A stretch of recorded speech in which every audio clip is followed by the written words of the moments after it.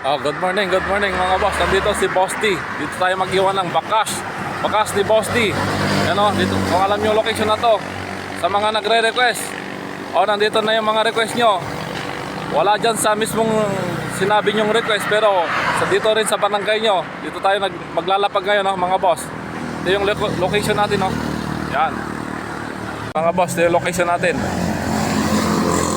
Yan, dito natin ilalagay yung natin, mga boss. Ito pang merenda lang to, mga boss. Iwan mo na lang dito. Yan. Yan, yan, location natin.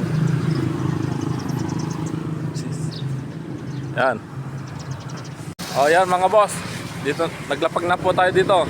Sa mga nagre-request na taga Manson, ito na yung request nyo. Yan. Kaya punta na kayo dito mga boss. Maghihintay si Boss D. Kung wala ka pa kayo dito mga boss, aalis na si Boss D. Yan. Ang sticker lang yung makukuha nyo mga boss. Kaya punta na kayo dito. May pang merienda kayo pag maabutan nyo pa ako dito mga boss. Yan. Kasi nagmamadali tayo mga boss.